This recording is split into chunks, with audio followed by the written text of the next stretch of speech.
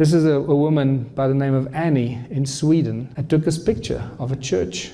Look at that beautiful torus. Look at the energy coming out of that, creating a torus effect. And we suddenly realize that city grids in cities, they circuit boards generating huge amounts of sound. Human beings never stop making a noise. Cities are constantly noisy. We are sources of energy because we never stop freaking making a noise. When Morpheus holds up the battery in the Matrix and he says, "We are the source of energy," I finally understand what you mean. When the guys made the Matrix, they knew exactly what they were talking about. Wherever they got their information from is very, very interesting. And that brings me back to places like Bologna. These hundreds of towers that have now been destroyed. This is a very, very early picture of Bologna with many of the towers that have already been gone. But look at the early image, the drawing from 1700s of Bologna. There's a dome over the city. There's a wall and a dome over the city. What's going on here? They obviously knew this long before Nikola Tesla rediscovered this and figured it out when he built his tower, to basically amplify the frequency of the earth and try and give the world free electricity, which he nearly succeeded. What was this energy used for?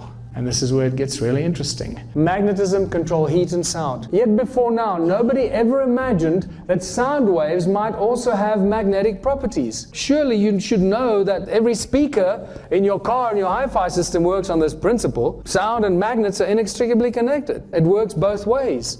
Sound creates magnetic fields and magnetic fields create sound. It's just insane. Ancient civilizations knew this. They understood this very clearly, and they used sound and frequency as a source of energy. Sound and frequency is used to control and manipulate humanity, taking control of humans through cone-shaped tools, removing our ESP, controlling our pineal gland, the primary little organ, in our body, right?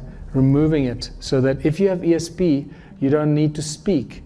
I can hear your mind, I can hear you think, I can feel your pain. So if we are connected with ESP, it's more than just we able to communicate. I can't hurt you, because if I'm hurting you, I feel your pain, because it's a frequency. So no one can hurt anybody else. No one can lie, no one can cheat, no one can hurt anyone, because then everybody feels the pain. It's a collective consciousness. This is why they went to such extreme trouble to destroy our pineal gland and our capacity to communicate, and use the pineal gland as this ESP master organ. It's unbelievable. Controlling our pineal gland and the DNA, tree of life. This is what these guys were doing, whoever these guys were, most likely the Anunnaki or some other beings. And by now, you would have seen that the all-seeing eye of Horus is most likely that central part of our brain that controls the pineal gland and all the other important parts in the center of our brain. Look at this guy's watch. Once again, we come to the pine cone, the cone-shaped tool, the magnetron watch, and this cone that goes into the magnetron. Same thing. And nothing has changed. Today they control our minds, control us through media, television, radio, Wi-Fi. Everything is magnetic. Everything is sound and magnetism.